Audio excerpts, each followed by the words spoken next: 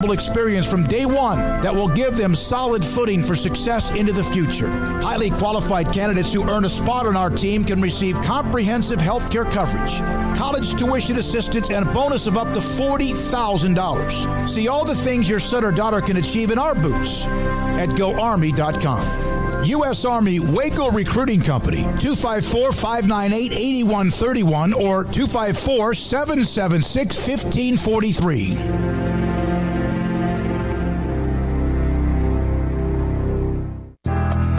Riverbend Liquor and Wine, Lakeshore Drive at North 19th Street in Waco is a hidden gem. They've got a great selection of spirits, wine, and the most extensive selection of craft beer in Waco in their gorgeous walk-in fridge. And they have an amazing array of high-end bourbons like Pinhook, Weller, Buffalo Trace, Brush Creek, Hotel, Garrison Brothers, Thomas S. Moore, Hooten Young, and Bardstown. Great customer service and a convenient and speedy drive-through window. Riverbend Liquor and Wine. Find out more on Facebook and Instagram.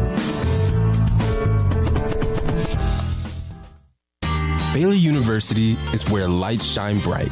So, let there be light. Let there be roommates and teammates, scholarship and championships. Let there be fresh starts and new traditions, fast friendships and lasting impacts. Let there be laughter. Let there be joy. Let there be light. Baylor University, where lights shine bright.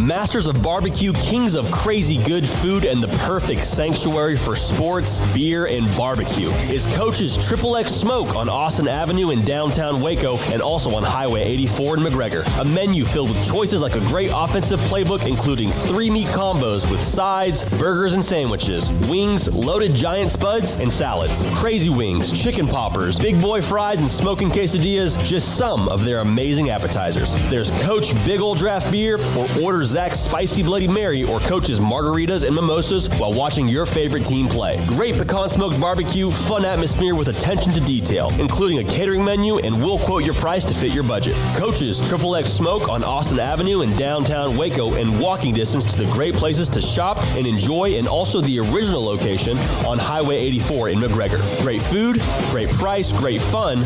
Eat where the locals eat.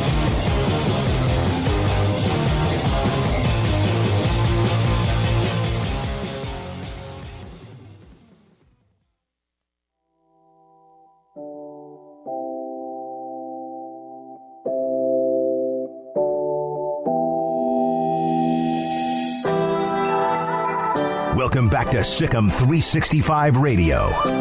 It's time for Craig Smoak's Off the Radar. Brought to you by Pickup Outfitters. Since 1997, we've been outfitting trucks, SUVs, and vans at 220 Lake Air Drive or createacommotion.com.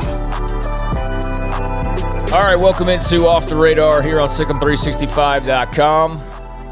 Taking a look at various headline stories in and out of college football, but things that we might not get to in our usual discussion. So we highlighted here in this segment. We were talking about the Heisman Trophy earlier. Smokey's a Heisman voter, and Max Olson is too, and neither one of you have any idea who you're voting for at this point in time. I don't. I know there's a list, and there could be somebody right now that might be 5, 6, or 7 on my list that I still might put 1 or 2.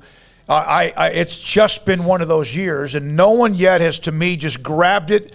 I know Bryce Young in Alabama's been good. I'm not so sure Jordan Davis at Georgia, who they continue to beat people up. Who knows? We got the really meat of the schedule with some ways games coming up, and I'll wait till they're all over. Yeah, I mean, Caleb Williams, his little push is obviously over after the Baylor game. He will not win a Heisman despite, having a little window, it looked like, where he could maybe play, a little over half the season and perhaps win it. But that is definitely off the table after last weekend. So I've looked around, and various sites have various, odds, and some of them have it updated. So I'm just going with the most recent update that I could find.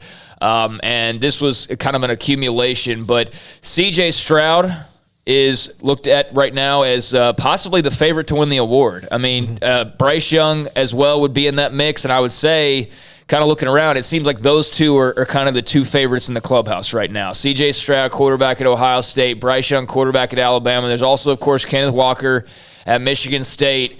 And then you get into the Matt Corrals, the Kenny Pickett's. Jordan Davis is, getting a little bit of love, but obviously it's going to be very hard for him to win the award. And then after that, man, it's just names. I mean, it's very odd how there's just not that guy. There's not a Trevor Lawrence. There's not a Vince Young even. There's not anybody. And I know Vince didn't win the Heisman, but you know what I'm saying. There's years where there's 3 or 4 guys you could say are deserving.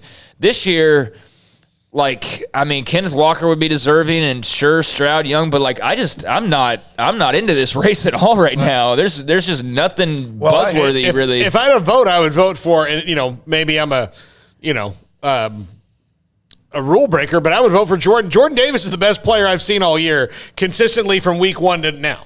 Everybody else you mentioned, C.J. Stroud had the game against Oregon. They didn't play well. Kenneth Walker's probably would be my second vote because he seems to have been the most consistent. But Bryce Young's had a couple games where you're like, okay, well, he's good, but he didn't have great games. And, I know that not everybody, Robert Griffin's year, they didn't have great.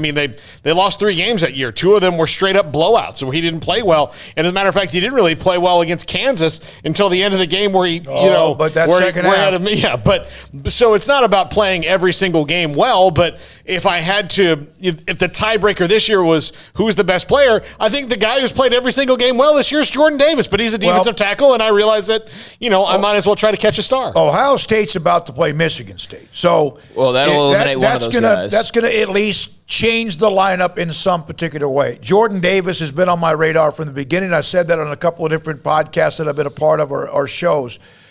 Yeah, last week when I was on the station at Oklahoma, 2 or 3 of them, they asked about, is it too early, or has he played enough? And I was like, no, if he goes out and does another thing, it's not, because no one is just like, we'll find out a lot with that Michigan, and both of them might play well. Who knows? The C.J. Stroud, I saw him against Nebraska. They didn't just blow them out, and at times they were a little bit on edge, but he threw for 400 yards in that game. And it's kind of hard to imagine when it's 26-17. He did throw 2 picks. Their defense is pretty good.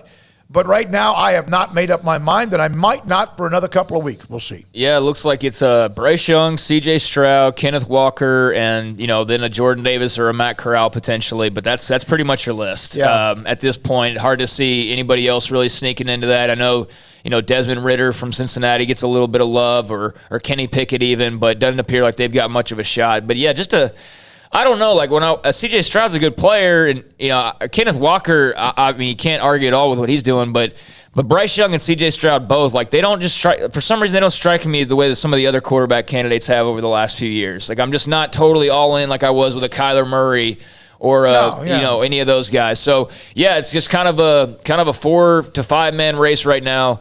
The Heisman Trophy odds, and we'll see. Like you said, obviously how that will shake out over the next couple of weeks. And this Saturday, Stroud and Walker going toe-to-toe.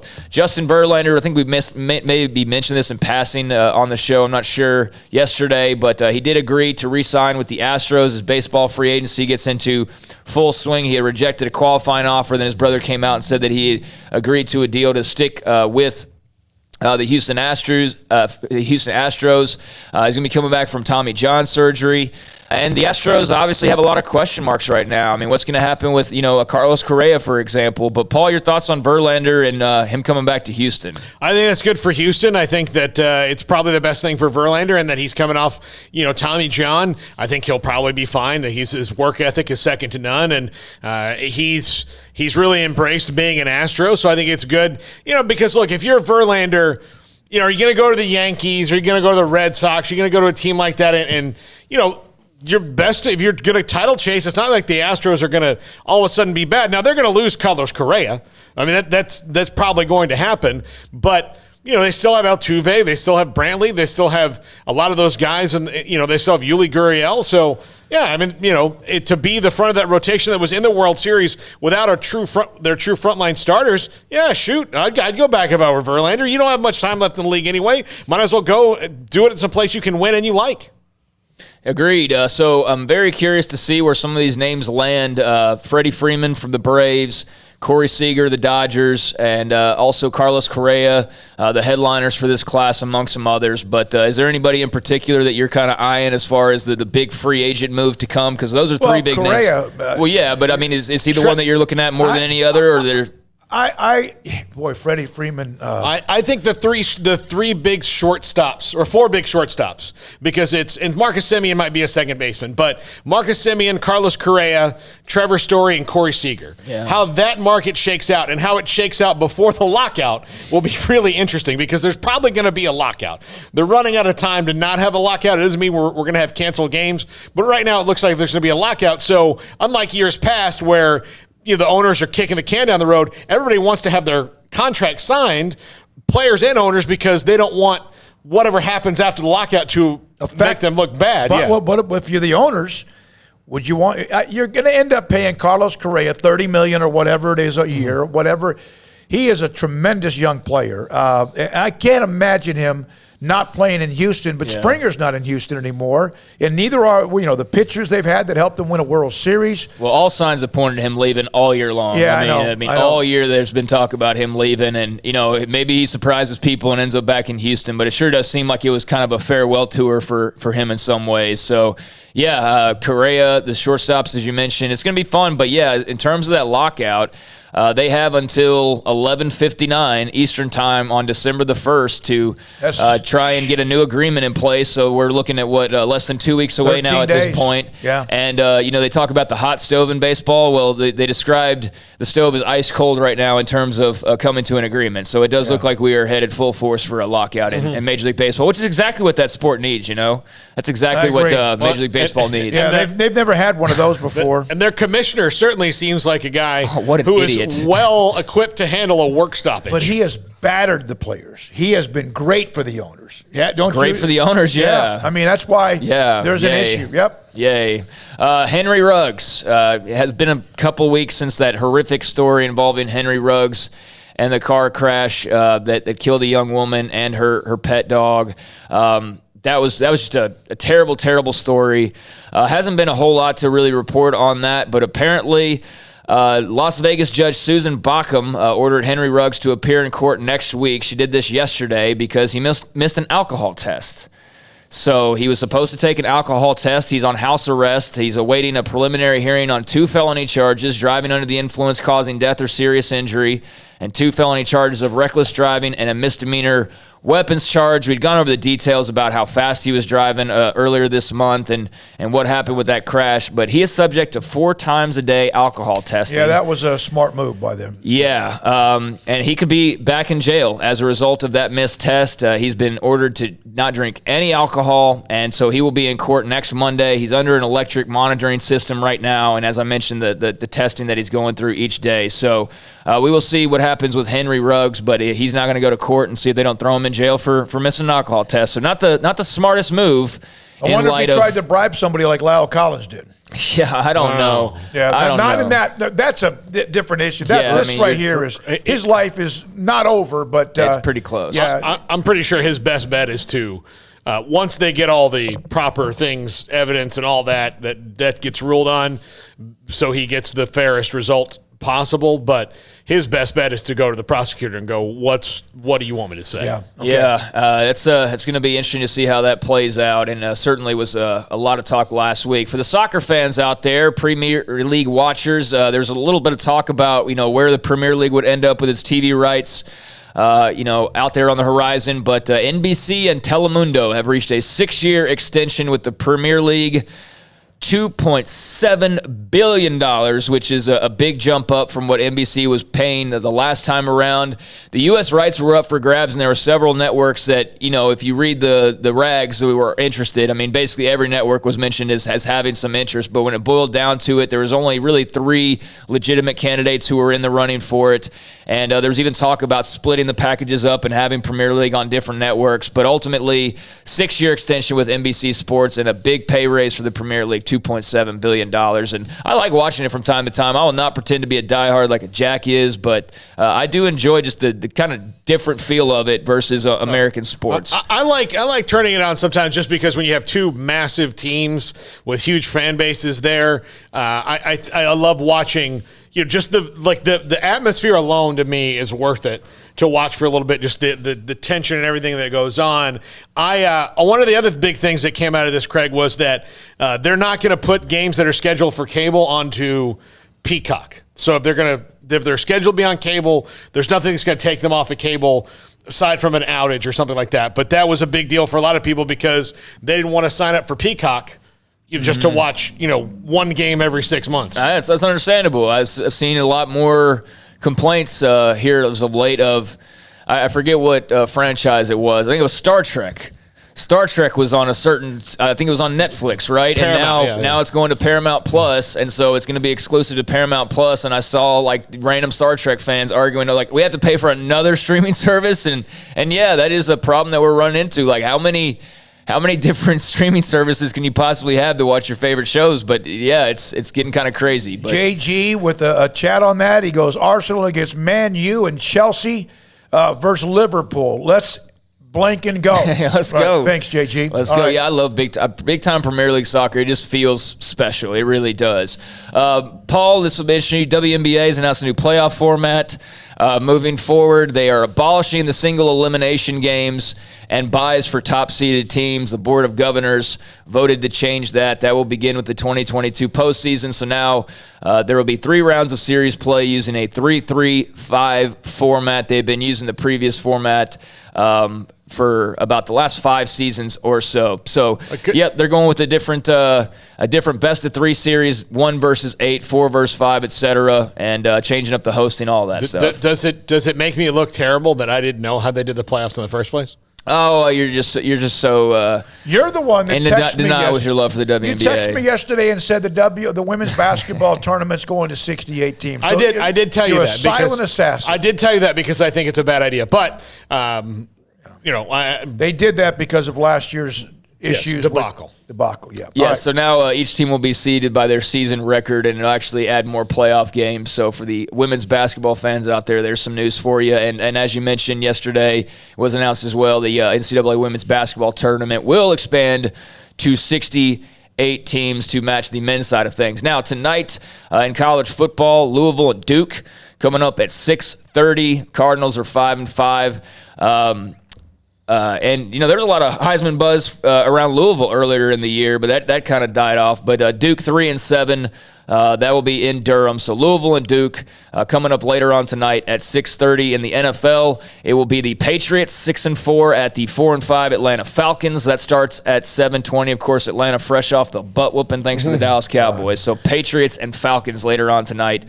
Thursday night football. Patriots kind of seem like you say that because you have Belichick, but they've had a couple of stinkers, but they do seem like they're trying to get that thing together just in time for what's November, December. They're trending in the right direction long term. Yeah. And that they hit on 3 draft picks already. It looks like Mac Jones looks like he's going to be a steady quarterback, and Ramondre Stevenson and Damian Harris in the backfield for a couple years to come. I like what they're doing. They need to get some maybe playmakers on the outside, but shoot, it's all worked. Yep. So a couple games to watch tonight, and I'll close it out with this because I won't have another one of these for about 5 days or so. But Shaquille O'Neal has now joined on as an executive producer for a documentary short called The Queen of Basketball.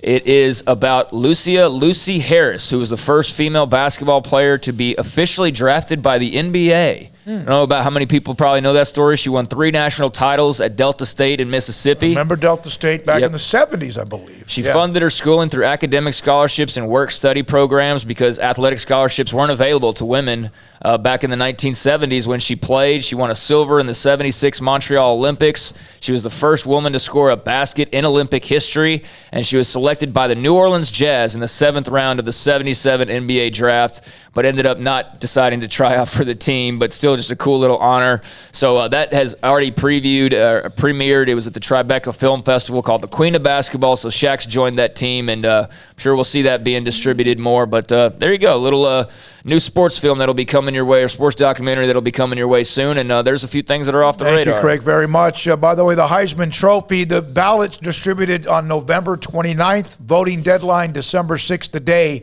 after all the conference championship games. So that is more evidence between now and then. You mentioned Delta State. That reminds me of Old Dominion, Wayland Baptist, Immaculata, Stephen F. Austin, and even Louisiana Tech back in the day of women's basketball which I know I kind of had it because I went to Stephen F. Austin. Those teams were all incredible, elite teams back in the day before it turned into NCAA women's basketball. When we come back, he's the AFCA executive director. What are his thoughts? What are their thoughts on all the coaching changes? By the way, Petrino is out where is it? I just lost. Paul Petrino out at Idaho. The Vandals make a change. That's from Zach Barnett, Football Scoop. This.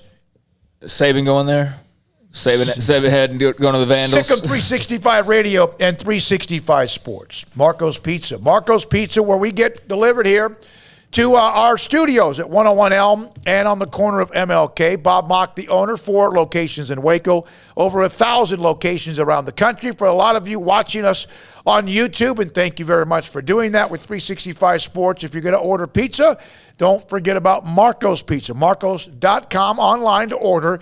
Marco's Pizza, pizza lovers get it. For example, the original sauce, 3-cheese blend of what they put on top of the pizza, savory Italian sausage, world pepperoni, also bacon. That's the dream team. That's the one that if you want all meat, they can do that. That's the one I like the most. I always have. And then there's just the plain and simple cheese and or a pepperoni pizza. Of course, they have some with veggies on it as well.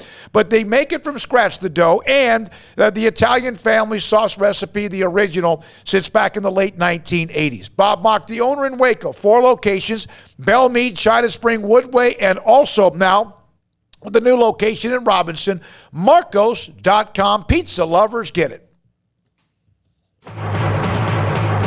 At Allen Samuels in Waco, we're celebrating the Black Friday sales event. Ram, bringing the first truck brand to take the top spot overall in new vehicle initial quality by J.D. Power. With a new 2021 Ram 1500 Quad Cab Lone Star, you can get total values up to $7,250 or 2.9% for 72 months, plus $2,000 in bonus cash. All first responders get an extra $500 and no payment for 90 days at Allen Samuels in Waco. Come by. Let's be friends.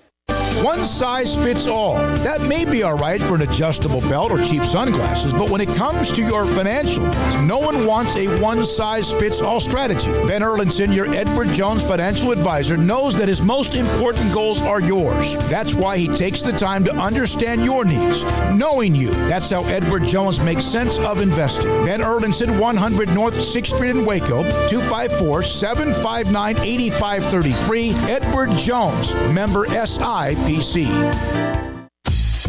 Baylor Scott and White, Southwest Sports Medicine and Orthopedics, the team physicians for Baylor Athletics, diagnosing and treating all sports-related injuries, including concussions. These specialists also provide orthopedic services for athletes and non-athletes alike, whether it's knee or shoulder pain, hand or wrist injury, orthopedic spine care, and even an arthritis and total joint clinic. Trust the doctors Baylor Athletics trusts. Baylor Scott and White, Southwest Sports Medicine and Orthopedics wants to get you back in the game. Let Camille Johnson Realtors guide you seamlessly through the process of buying your dream home or selling your current one. Commercial, farm and ranch, or residential, Camille Johnson Realtors can smoothly and successfully lead you through any transaction. With a team of 28 experienced agents who are excited about serving you, Camille Johnson Realtors services the entire greater Waco area. If you're in the market to buy or sell, contact Camille Johnson Realtors, 104 Midway Center in Woodway, or find them online at www.camillejohnson.com. Camille Johnson Realtors, elegant, charming, warm. Welcome home. Hey guys, sports betting season is in full force with football season entrenched and the NBA and NHL underway and the Major League Baseball playoffs. You need a sports book with integrity and longevity like BetUS.com. BetUS has been pioneers in the sportsbook industry for almost 3 decades, thriving and paying their loyal customer base. That's BetUS.com, and they have loads of bonuses like ours at BetUS.com. 125% bonus on promo code SICK'EM125 or a 200% bonus if you use crypto on promo code SICK'EM200. BetUS, known as America's favorite sportsbook. NFL, college football, MLB, UFC, PGA Golf. They've got it all at BetUS.com. So go to BetUS.com today and use promo code SICK'EM125 or SICK'EM200. That's BetUS.com, promo code SICK'EM125 or SICK'EM200. Did you know that 1 out of every 4 men have symptomatic low levels of testosterone and don't even know it? And if you think you're too young to worry about it, guess again. Low T levels can make you feel tired and grumpy, cause weight gain, and wreak havoc on your sexual desire and performance. Petty Clinic Low T can set up same-day blood screening and results, so if you're tired of being tired, I challenge you to man up and Google search Low T Waco or go online pettycliniclowt.com. It's a private clinic with an atmosphere catering to men.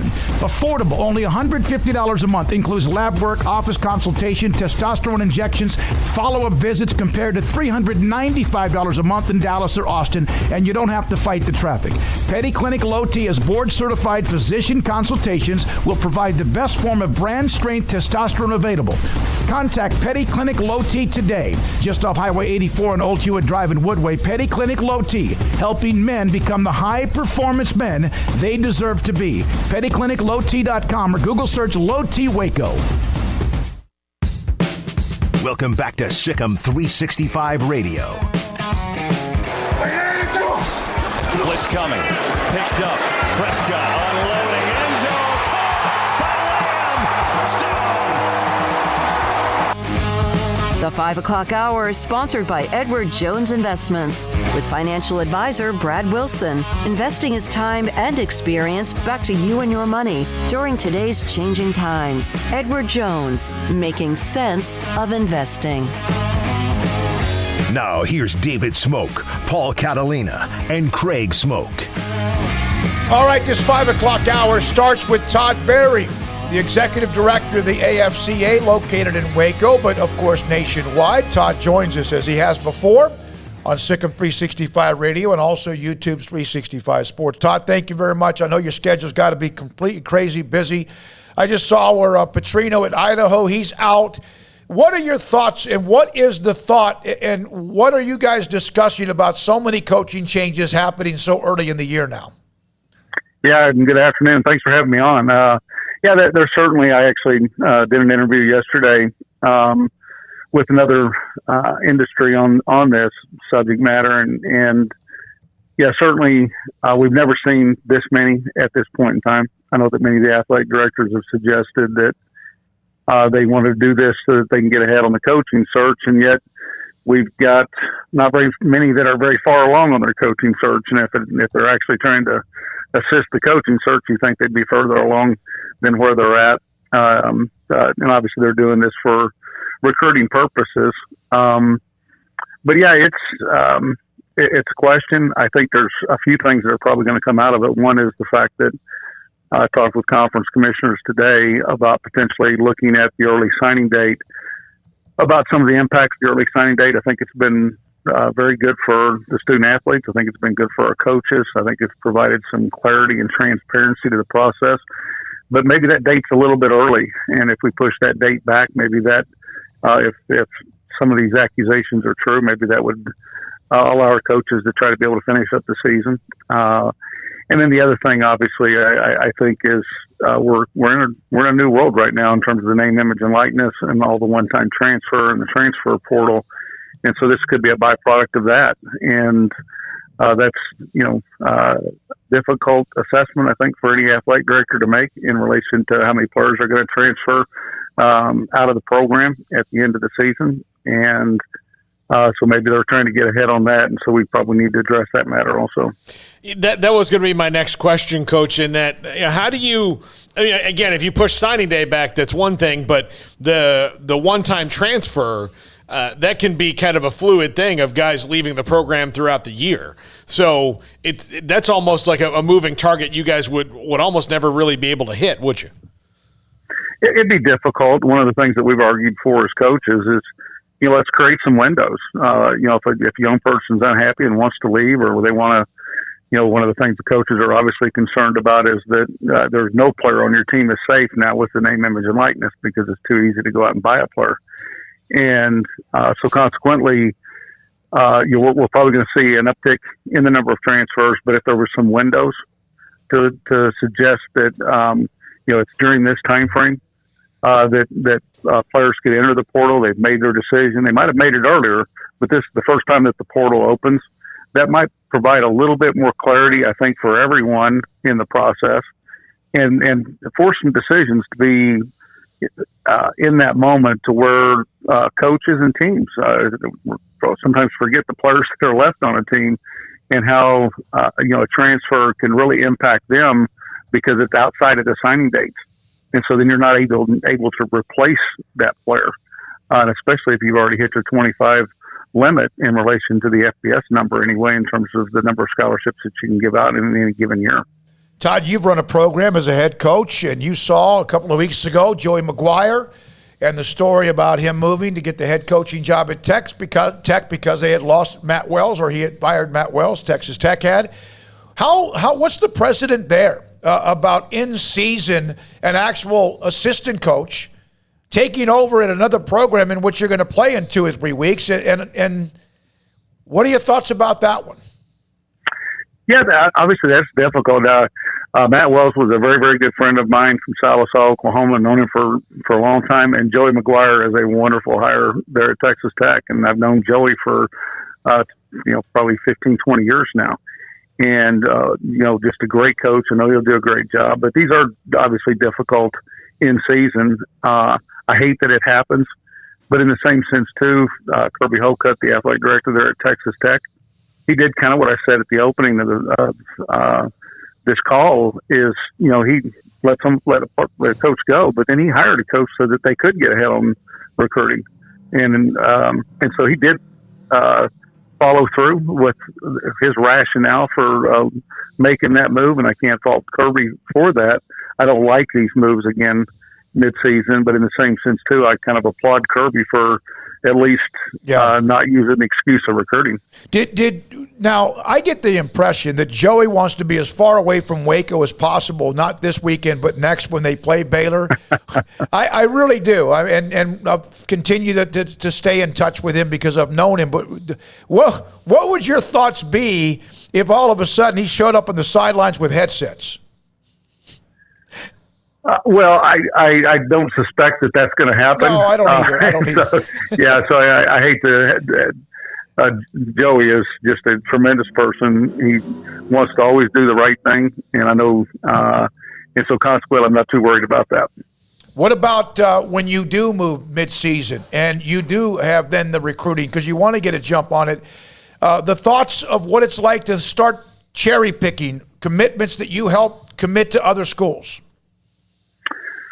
Well, that's always been a question forever. That's partially one of the reasons why, coaches at one point in time were hired for some of those connections. That's against our code of ethics as coaches.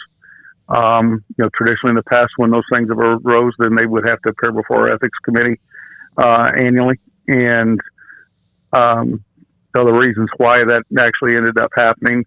But now, obviously, we have the NCAA has put together in the last couple of years the IAWP legislation, which is the individual associated with the prospect.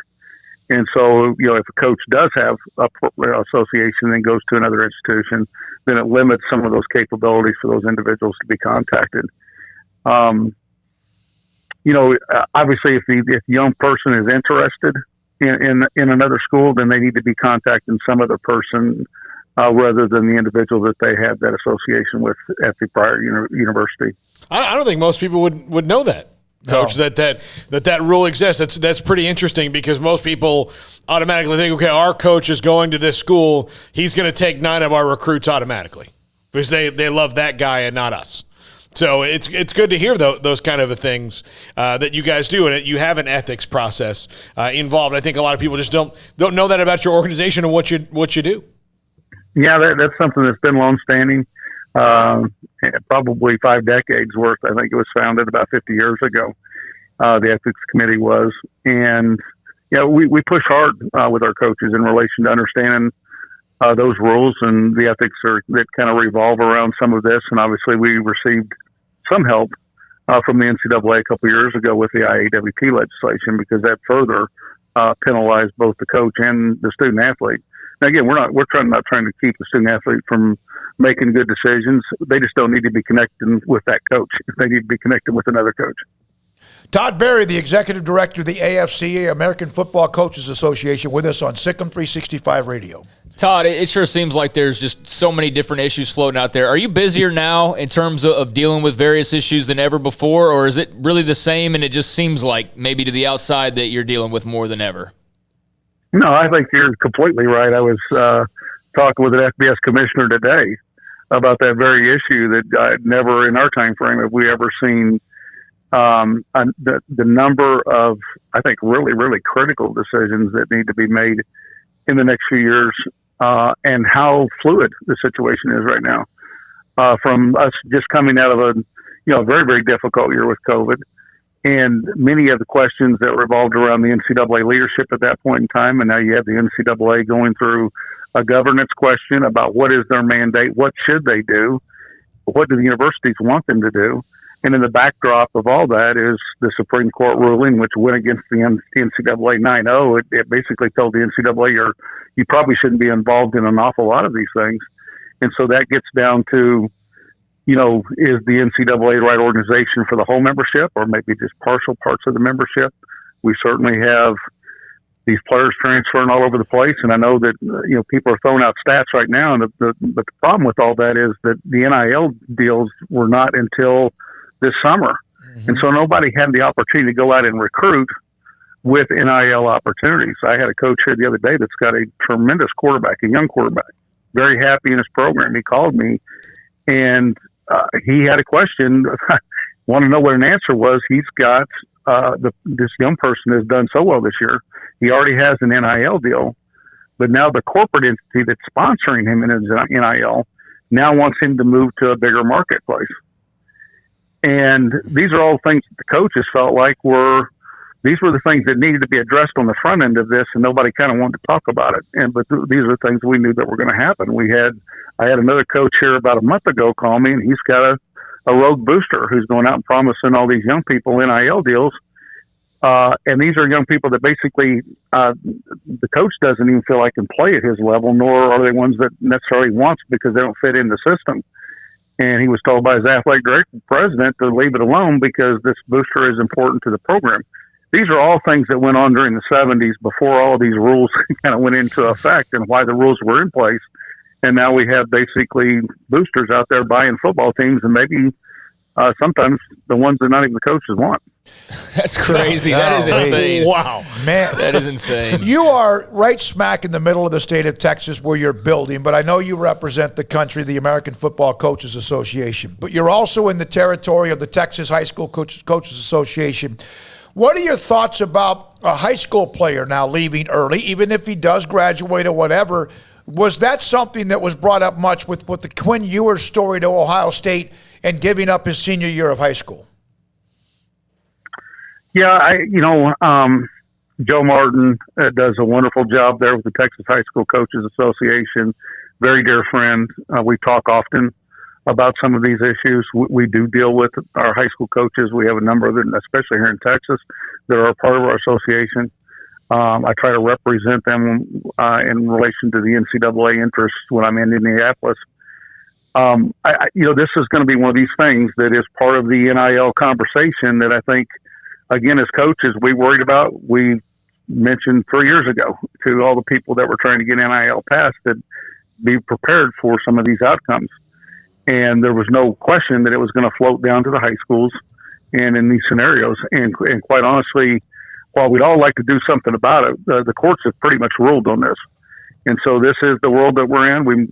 It might kind of get sleazy and disgusting at times, but that's kind of what everybody decided at that point in time. That's what the courts ruled upon. And so consequently, this is what we get out of it. And it's discouraging. You'd like to see those young people finish. Now, I do think that another thing that's coming out right now that we're seeing is certainly if you're a collegiate coach and I go out and sign a high school player and he becomes a great player, well, then he's at risk of transferring. And so that then suggests that maybe a transfer that's a young transfer might be a better option for me, because if they transfer in, then I have a chance to develop them because they can't leave because they've already transferred once. They could still leave, but would have to set a year. And so consequently, that I think further elevates the desire to get into the transfer portal. I'm talking about the coaches recruiting the transfer portal. Why take a high school player that's unproven when I'm going to get a collegiate player that's more proven and will stay with me? And that's something that we don't want. We love our scholastic recruiting model as coaches. We're the last one out there. Every other sport recruits off of AAU teams and club teams and so on. But, we want our high school coaches involved.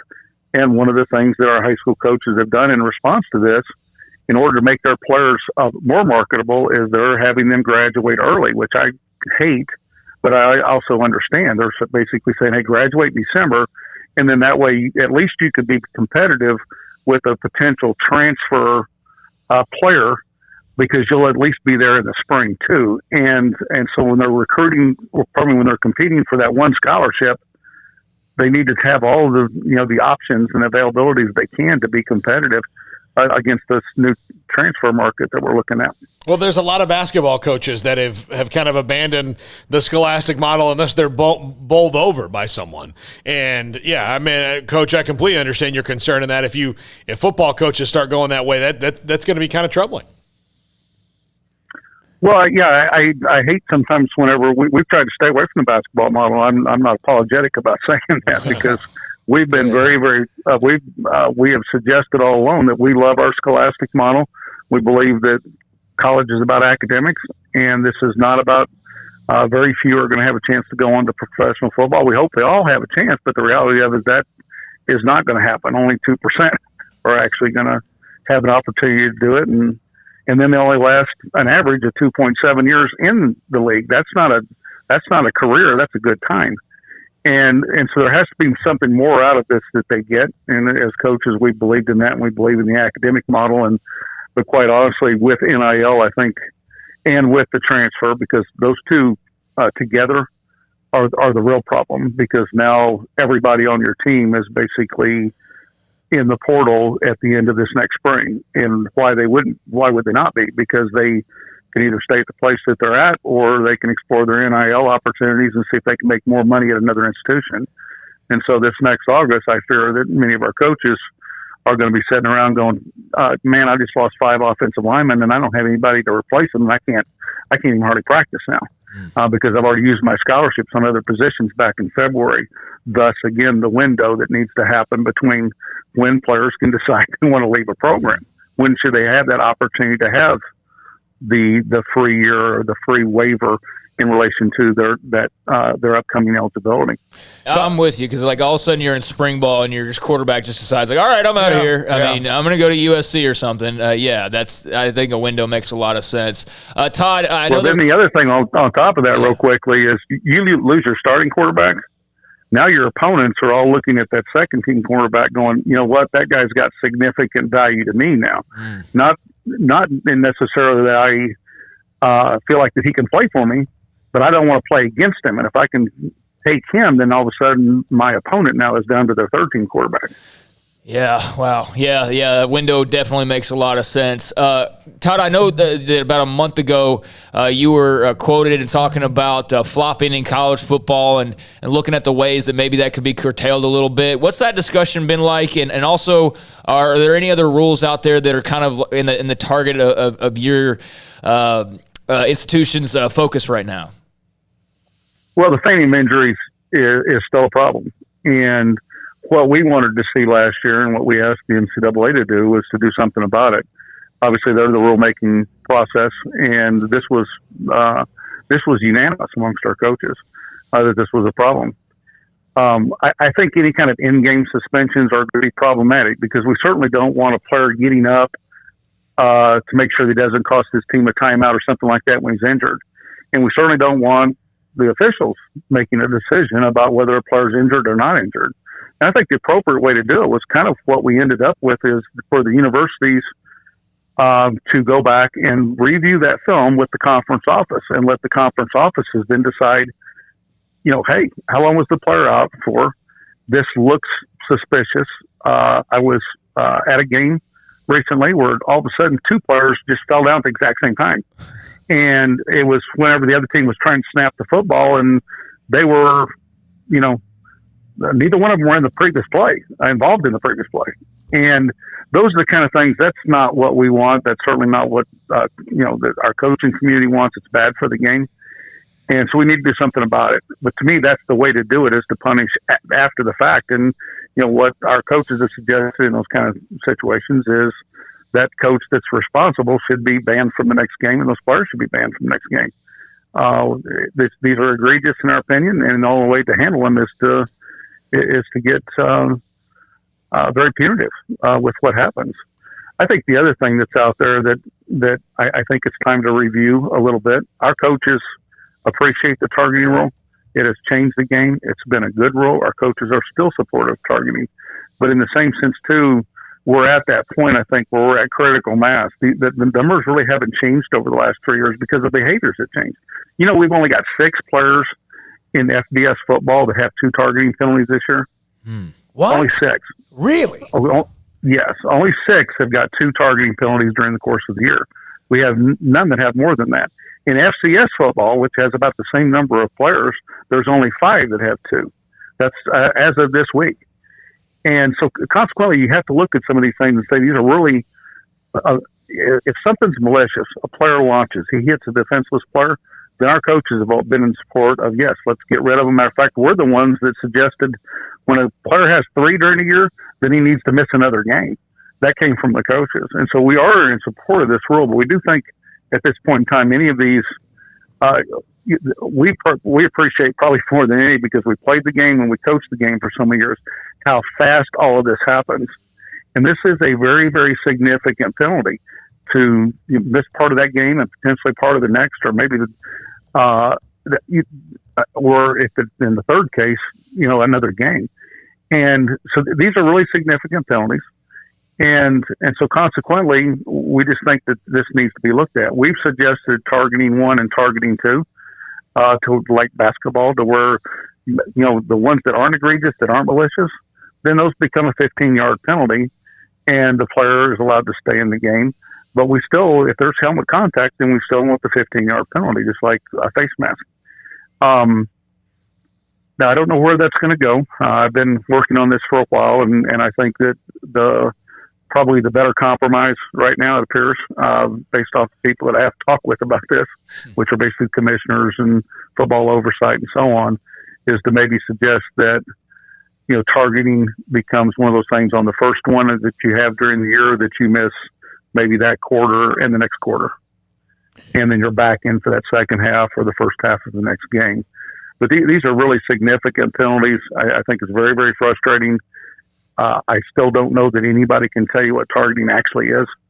And we've been going after this for a number of years now. And at some point in time, I think you have to kind of take a step back and maybe suggest that we need to take a hard look at what this penalty is and the consequences of this penalty if we still can't decide what the penalty actually is. Todd, I know you've given us more time than I asked, but you coached in Louisiana, obviously at UL Monroe, and you went against Baylor back when they were making that climb up the ladder. But how much, and did you ever go against Ron Roberts and or when Dave Aranda was in assistant coach when he was in, I think, Delta State or whatever it was? How often did you get to run into them? I didn't ever go up against Ron, but I did go up against Dave. Yeah, he's absolutely really good. They are such a fun team to watch. They play the game the right way. They're just they're fast. They're physical. You can tell they just enjoy really playing the game together.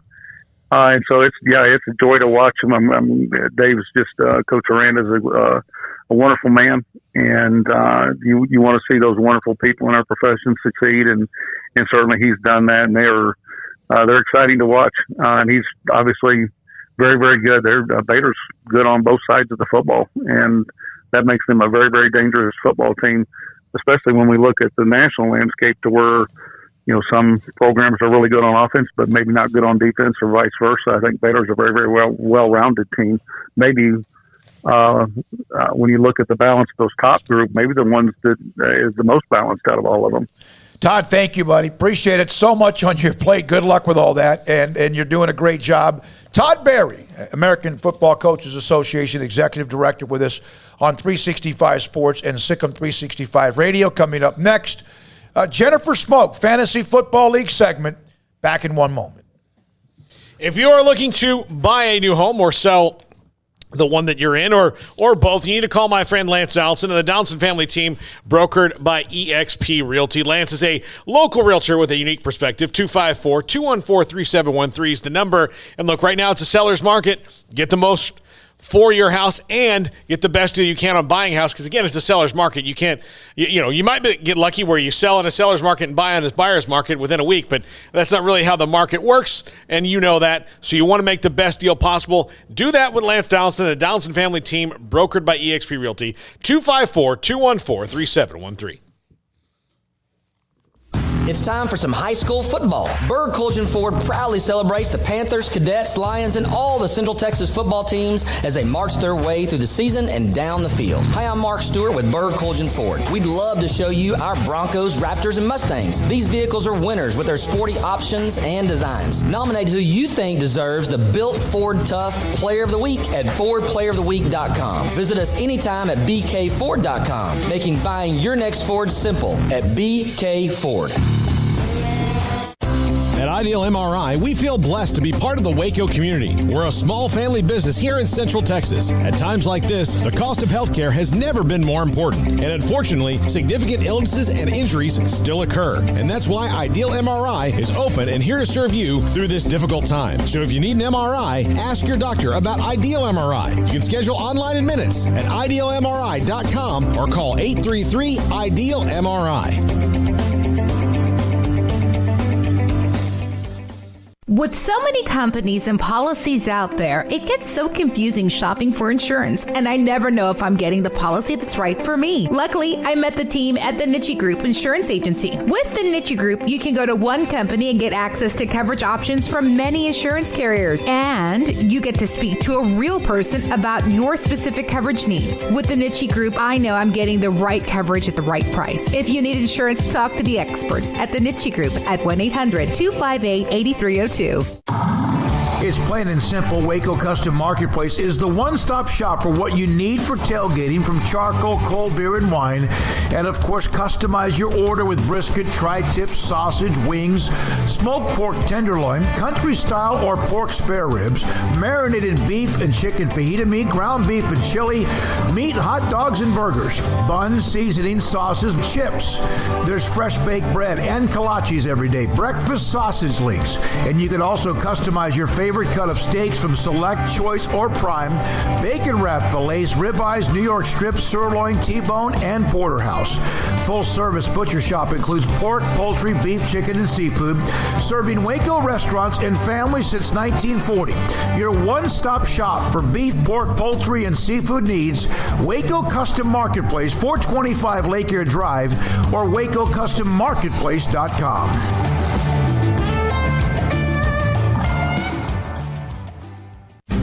Shorty's Pizza Shack at 12th and Bagby is a homegrown, family-owned and operated must-visit pizza place in Waco. Fantastic pizza by the slice, or get the whole pie to share. Great happy hour specials every single day, and it's not just pizza. Great wings. You have to try the Sikkim sauce, chili cheese fries, pizza pillows, and more. Dine in for a great hangout or carry-out. Order online at shortyspizzashack.com, or do yourself a favor and bring your crew to the restaurant at 12th and Bagby. Shorty's Pizza Shack. Tell them Paul sent you by.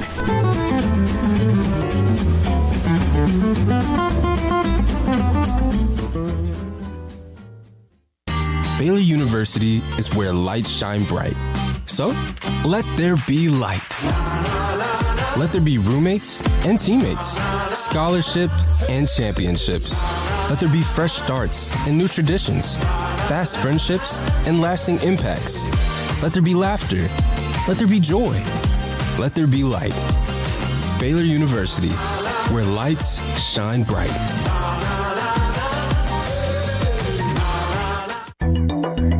It takes time to reach goals. It's a truth that applies to more than sports. It goes for your financial goals as well. You work hard for your money, and you deserve an investment strategy that lines up with your game plan. And Tom Albers, your Edward Jones financial advisor, can help. If your financial investments aren't putting forth the effort you desire, stop by today for a financial review. Tom Albers, 4301 Lakeshore Drive, 254-776-7605. Edward Jones, member SIPC.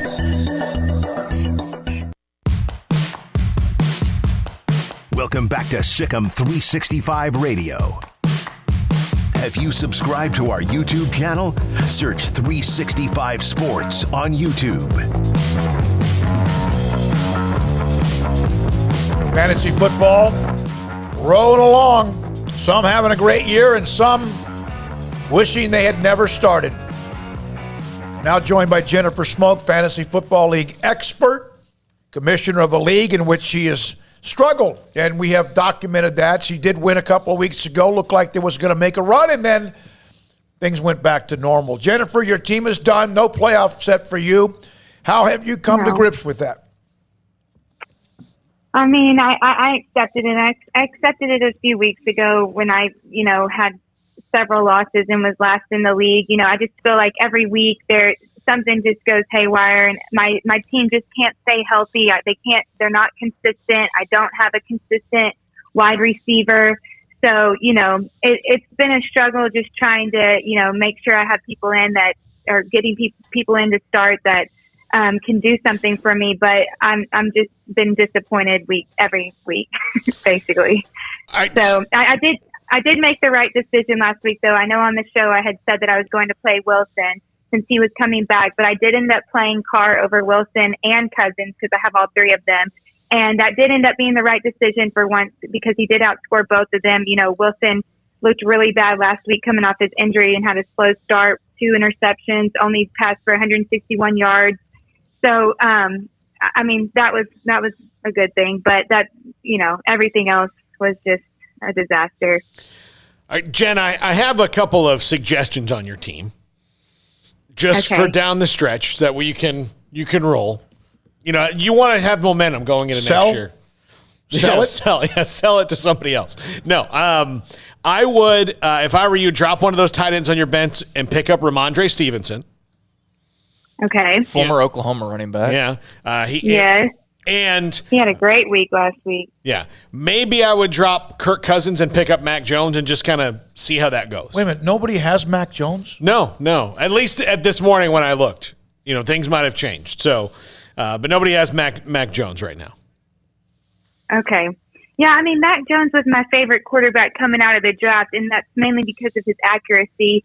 And he did look great last week. He played his most efficient game of the season last weekend, completing 19 to 23 passes for 198 yards with 3 touchdowns and no interceptions. But I do feel like there are better options out there for fantasy quarterbacks. I do like his matchup against the Falcons.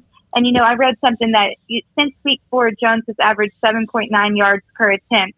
And for what it's worth, Tom Brady has a career average of 7.5 yards per attempt. So I do think Mac is going to be a great quarterback in the league, but I just feel like I don't know how I feel about putting him over some other, options that are available right now. But I'll consider your advice, Paul. All right, what we're going to consider. I would also drop Brandon Ayuk and get him off your Thanks roster. for nothing, Paul. I'll at least hear you out. Oh, yeah, Brandon, that for real. Brandon Ayuk. Oh, God. Okay, yeah. I do agree with that. Of all of the players you drafted from the original draft, which has obviously led to this upsetting season along with injuries, and then I want to get into or with players, okay? Or maybe some situations. Who among all of those based on when you drafted them, has disappointed you the most? Every single one of them. But equally, to break it down, no, seriously, like every single one of them. But I will say Waller has probably, I'm not saying Waller's bad. Waller has, okay weeks from here to there. But I will say that there were people like Cooper Kupp and other really good wide receivers that have shined this year that I could have gone for when I picked Waller. And so, last week, for instance, it's, Carr, when he threw that touchdown pass to Waller and it got called back for offensive holding, it's like if he would have caught that and that would have counted, I would have won last week. It's just stuff like that. And I feel like with Ruggs out, the defense is all over him. He's getting double, triple covered. So it's been upsetting, but yet someone like Cooper Kupp can, average 30 points a game. And I don't understand why he's not getting the same coverage and is still able to break free and get touchdowns and passes. So that's been frustrating. Obviously, McCaffrey, not because of his play, but because of him getting hurt, that was a huge disappointment and a risk I took. He did look great this last game with 95 rushing touchdowns, 10 receptions for 66 yards. But he had 2 or 3 different chances where he could have gotten a touchdown, and either he stepped out or they put in Chuba Hubbard. It's like there's nothing that annoys me more when you have a running back that gets you all the way down the field, and then you take them out and give the scoring touchdown to someone, the second string. That drives me crazy. I get it. They're tired, whatever, but still. And then, James Robinson getting hurt. I hated that that really hurt me the last 2 weeks, but thankfully I still had Damian Harris, but he still, again, when you feed Robinson, he does good for you. All of my wide receivers have basically been a disappointment. Claypool has been a huge disappointment, but I don't know if I can put that on Claypool. I put that on big old Ben, not being able to get out of the pocket and run and being old and needs to retire. Goodbye. And also the fact that he always goes to all the other wide receivers besides Claypool. So, I could keep going all day, but basically all my players at one point or another have disappointed me, but by far my wide receivers. Okay, so let's do or rapid fire. Okay.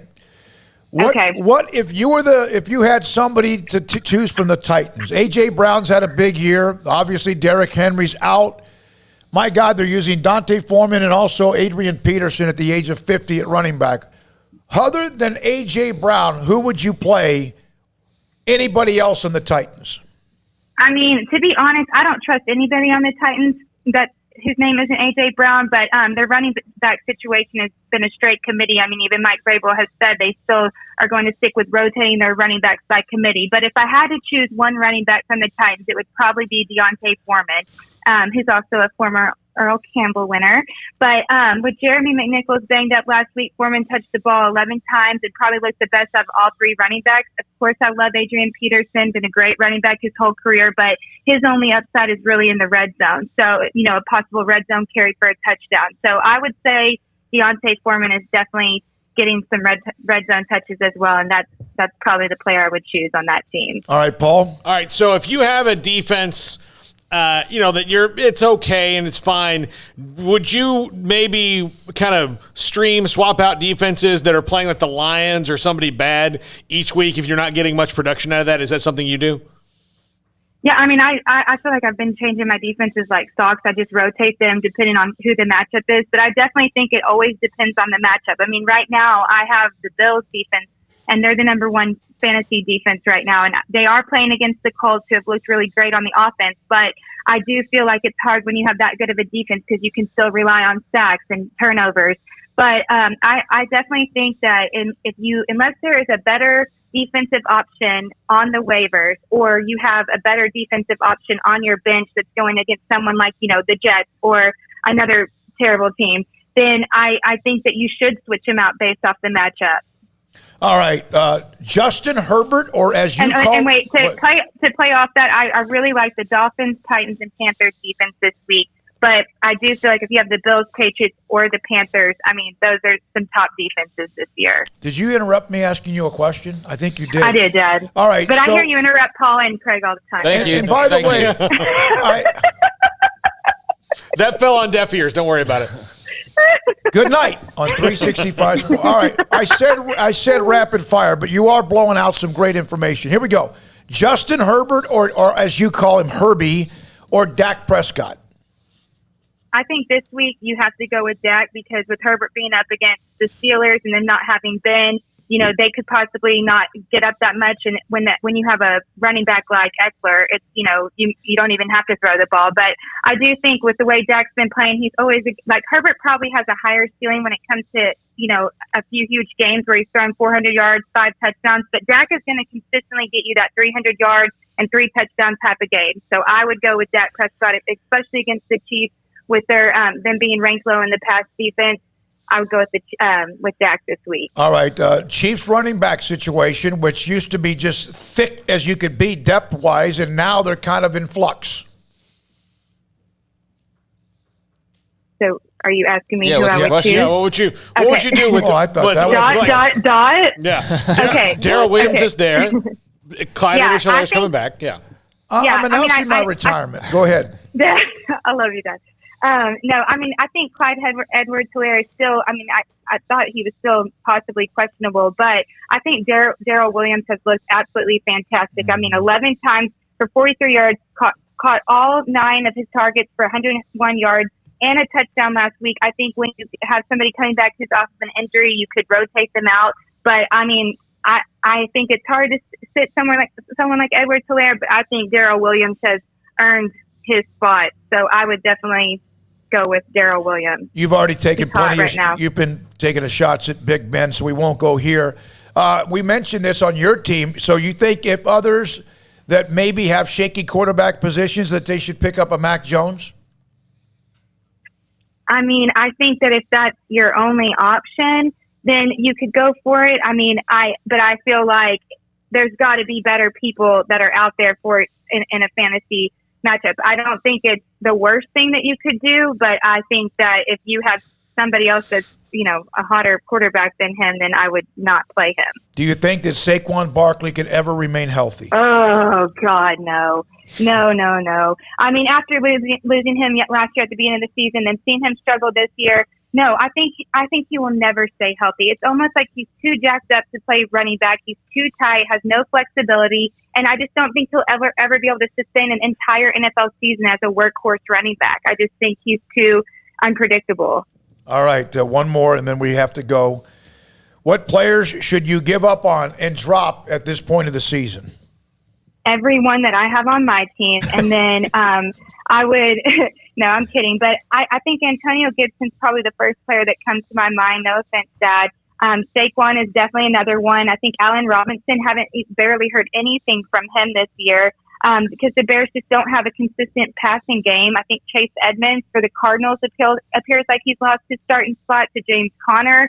Then obvious players like Julio Jones, OBJ, Chris Carson.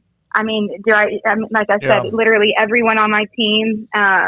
But those guys aren't except for Julio. But so, yeah, those would be some of the people I would say. What about Antonio Gibson? What's the deal with him? It's because they're terrible? The Washington's terrible? Didn't he just help win a game last week against the Buccaneers? Are you being defensive, Dad? No, it's just like I think they're usually having to come from behind or throwing the ball. I don't know. Yeah. Somebody else said, Dad, you asked me. I know. Okay, thank you very much. Great stuff. Good insight today from Jennifer Smoak, Fantasy Football League expert. Her team is struggling, but she continues to rock when it comes to the knowledge of fantasy football. Thank you for your time. When we come back, Paul Catalina's Top 5, Sikkim 365 Radio and 365 Sports. BetUS.com, the near 3-decade leader in online sports betting, and right now, great time to get involved.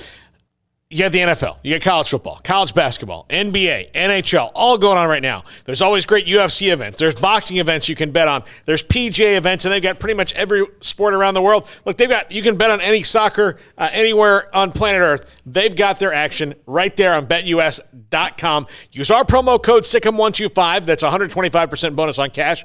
Or SICKM200 is a 200% bonus on cryptocurrency. So if you're into crypto, you get an even bigger bonus, 200% on cryptocurrency at BetUS.com. Use promo code SICKM125 or SICKM200. Three Nations Brewing Company has 16 different beers on draft with a new beer every Friday. It also offers 2 air-conditioned tap rooms, a large indoor beer hall, a second-floor mezzanine offering a great overview of the brewing company and equipment and patio where you can relax under the shade. Plus, you can now experience the new Three Nations Beer Garden Grill on our shaded patio with socially distanced seating for your enjoyment. Grab a cold beer and enjoy a bite from our freshly prepared and delicious menu. Street tacos, quesadillas, freshly cooked burgers and dogs and veggie burgers too. State Fair tornado fries, nachos, and so much more, all prepared and cooked on site. So come visit the award-winning Three Nations Brewing Company on East Vandergrift off I-35 in Carrollton. From the first workout to the last practice, sports is an incredible and rewarding challenge. Hi, everyone. This is Dan Ingham with the First National Bank of Central Texas, and we're proud to support each athlete, every parent, and our educators. From families, small businesses, to the biggest industry, we're here to help. With remarkable products like mortgage lending, we've got banking ideas that fuel big dreams. The First National Bank of Central Texas. Familiar faces making local decisions. Member FDIC, Equal Housing Lender. You want to know why Stonewood Dental is so successful? Listen to what happy customers have to say. It's pleasant. It's different than any other dentist office. I really feel like they care. And it's not that you're here for 2 hours waiting on someone to take care of you. It's quick and easy, and I bring my kids, and my kids love being here too. They really love the treasure box. Staff is really nice and accommodating, real friendly. You feel more like home. It's not sterile looking. Everybody has their own personalized rooms with decorations and decor, and they'll even have a blanket for you when it's cold. I've recommended people to actually come here, and they are patients now. I really love it here. It feels like family. Learn more, stonewood-dental.com.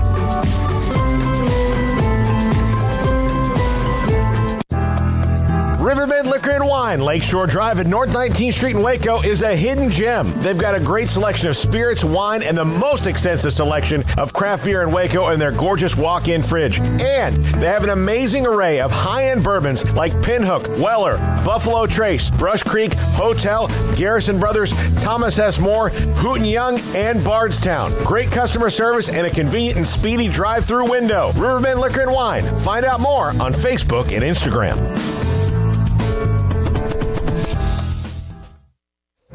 Stepping into a new pair of boots is great, but stepping into the boots of a U.S. Army officer can also add confidence and leadership skills to your son or daughter's career path. There are more than 150 occupational specialties to help them find the best fit for their future. See all the things your son or daughter can achieve in our boots at GoArmy.com. U.S. Army Waco Recruiting Company, 254-598-8131 or 254-776-1543. Welcome back to Sikkim 365 Radio. This is Paul Catalina's Top 5 at 5:55, presented by Champion Salon and Barber. To book your appointment, go to championsalonandbarber.com.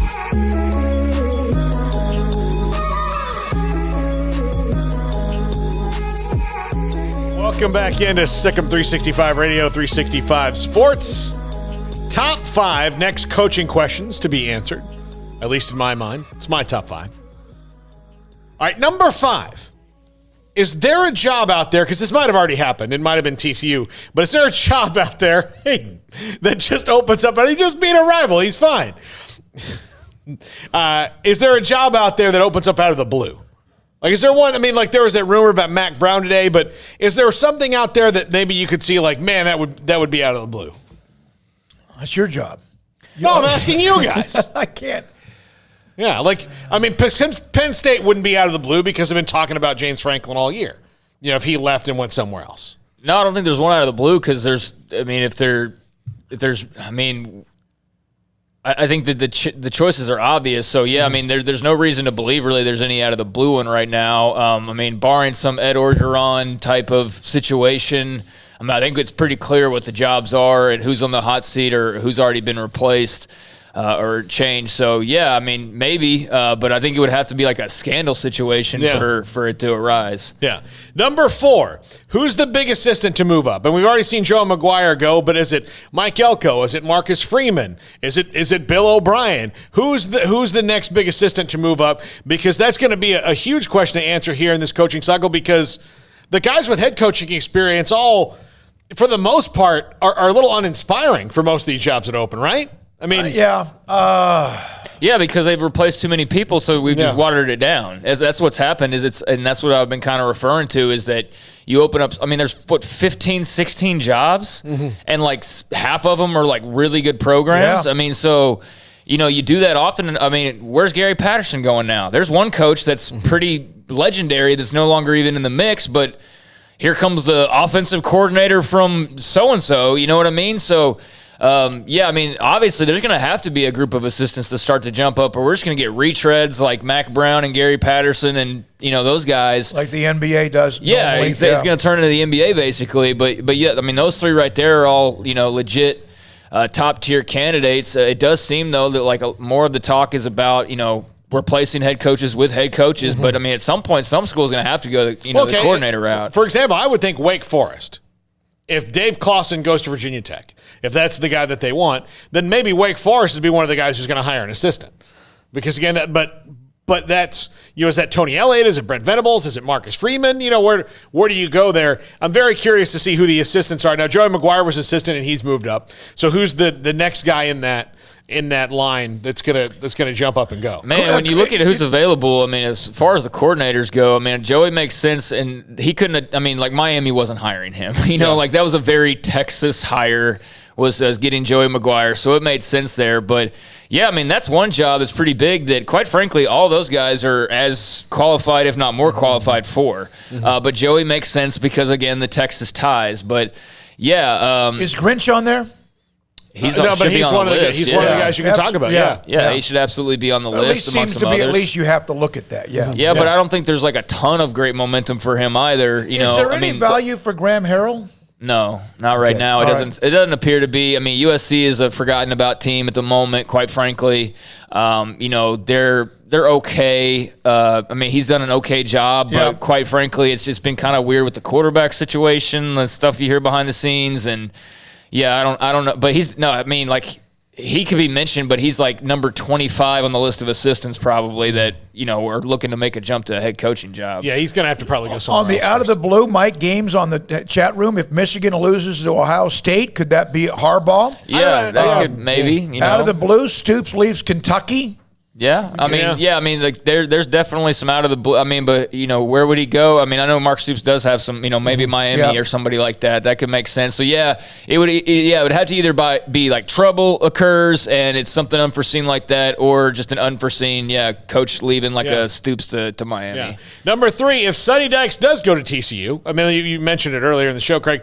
I mean, Sonny Dykes hasn't really come out and been like, no, I love it here. There's not been a lot of pushback on that. Then who goes to SMU? Who's a good fit for that job? I'm very curious. And that job opens up, given what we've seen there and what they're able to do. Where do you go to keep the momentum that Sonny Dykes has built? And Chad Morris a little bit before him, but Sonny Dykes really took it to the next level.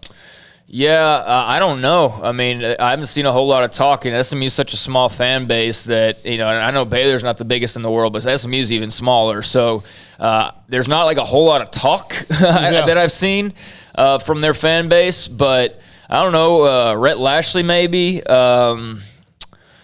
Trying to think of who else would be. I mean, Joey McGuire would have made really good sense for that job. I mean, shoot, what about a Jeff Grimes? What about someone like that? I mean, I don't want to see him lead Baylor with what he's doing with the offense, but there's an assistant who's not really been mentioned at all that you can see sooner rather than later making a jump like that. But yeah, for some reason my brain went directly to Rhett Lashley, and besides that, I don't know. That's a good question. Rhett Lashley How runs about Gary Patterson? Well, I thought of that one too, and I'm just trying to think of. I mean, obviously he could probably go there and do well, but like him and SMU, I don't know. Is Rick Hart going to call Gary Patterson? No, that's right. I don't think that's going to happen. No. So you never know what bridge you might burn when you're burning it. That's true. I think so. All right, number 2, is Manny Diaz still in trouble? They fired their AD, which usually means you fire the coach, but given all the stuff the AD has to do, is getting rid of the coach really the thing you want to do right now, given the fact that, and this is, I'm not trying to say Manny Diaz has done a good job or whatever, but do you want to fire the coach and then have to turn around and build new facilities when pretty much everything that's going on in Miami has nothing to do with the coach?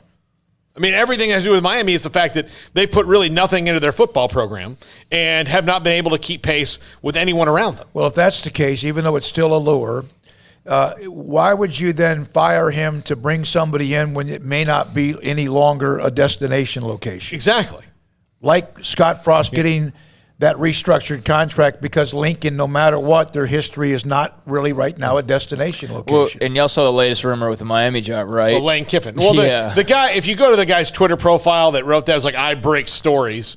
And he said that. But to me, that sounds like somebody that's a power broker that wants Manny Diaz out told him that Lane Kiffin would totally come there in order to maybe push that momentum for Manny Diaz getting out. When if you're Lane Kiffin, why would you leave the SEC to go to a place that doesn't even have an on-campus stadium? Well, you know where the rumor originated, right? It originated from, I think it was Dan Wetzel talking to Nevin Shapiro. That's who he got the information from on Lane Kiffin. That's where that started, was Nevin Shapiro. So, yeah, take the source into account. But, yeah, I mean, I certainly feels like he's in trouble. And no matter what they're saying, it certainly feels like he's basically on the edge of being gone either now, soon, or certainly by next year if things don't change pretty dramatically. And it'll be a DC at a Power 5 school in an hour after he gets fired because he's really good at that particular job. All right, number one, what happens with Dan Mullen? Like, what do you do if they lose to Missouri this week or FSU next? I mean, what do you do if you're Florida about Dan Mullen? Boy, because Scott Strickland and he work together at Mississippi State. They have a good working relationship, but the money's about to turn if it hasn't already on Dan Mullen. And while you shouldn't necessarily do things because of what the money does, you kind of have to, and I don't know. I mean, what's his contract situation? I mean, he just signed a 6-year extension and is a $12 million I know buyout. they can write a check. That's why you don't hire Dave Aranda to an extension right now. Right. Yep. Yeah, even though that seems to be, let's extend somebody. Well, can we let him win a few more games? Why are we extending him? Because Twitter said that some school is interested. Oh, well, let's give him $10 million a year extra for no reason.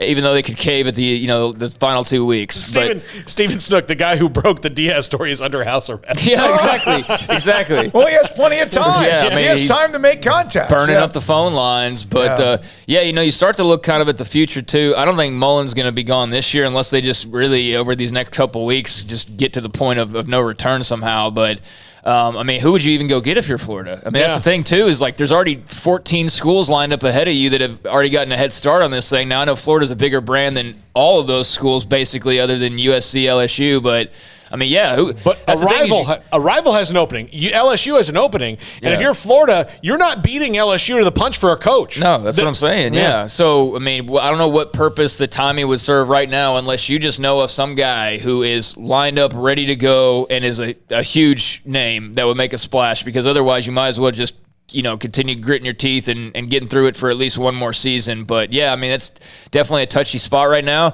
You look at Sark at Texas. Like, I'm not trying to put him on hot seat watch, but, like, seriously, if they close the season on a 7-game losing streak, I believe he'll be back next year. I don't have any doubts about that. But beyond that, they would have to show some dramatic improvements. So, man, all these big jobs that are already opened up this year, and then you look at Florida and – who knows, maybe down the line Texas, and there's still all that rumor about Lincoln Riley, and I mean, it's crazy. Yeah. It's really crazy. It is wide open. Thanks to Todd Berry for giving us so much insight, the AFCA executive director. I'm going to go back home, get myself ready to have salad, dinner, whatever, and I'm going to listen to that yet again because there's a lot I probably need to digest again. Yeah, I know we need to run, but that was actually really informative on a lot of the issues that we've talked about, day after day when college football comes up, from NIL to transfer portal. I mean, if you're interested in the ins and outs and what the coaches are thinking, they're not all happy with this either, very clearly. That was a really informative segment. All right, thanks to Armstrong Sims, thanks to Hayden Bumpus in the studio as well, Jack McKenzie, Paul Catalina, Craig Smoak. Thanks to all of you, the chat room, the text line, the phone calls, our incredible list of sponsors that, man, it's just amazing, the journey since April 6th of 2020, and you have been a part of it. Loyalty, commitment, thank you for your time and access. I'm David Smoak. Good night. Sikkim 365 Radio and 365 Sports.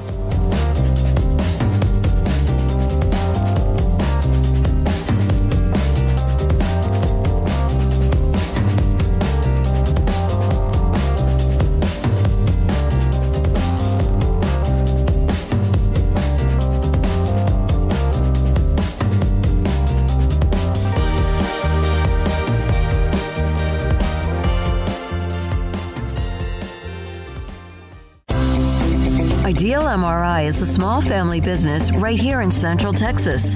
We're open to support you while lowering the cost of healthcare bills. When you need an MRI, ask your doctor for an Ideal MRI. Visit us at idealmri.com or call us at 833-IDEAL-MRI. Stepping into the boots of a U.S. Army officer can add confidence and leadership skills to your son or daughter's career path. See all the things they can achieve in our boots at GoArmy.com. U.S. Army Waco Recruiting Company, 254-598-8131 or 254-776-1543. After my first car accident, I feared the biggest damage would be to my wallet. I expected a mountain of bills and a long, drawn-out process. But my Texas Farm Bureau insurance agent was there when I needed her and helped me get back on my feet and in my car in no time. Instead of a hassle, I got reassurance and a quick recovery. stop by and see our agents at one of our 3 McLennan County locations. Coverage and discounts are subject to qualifications and policy terms and may vary by situation.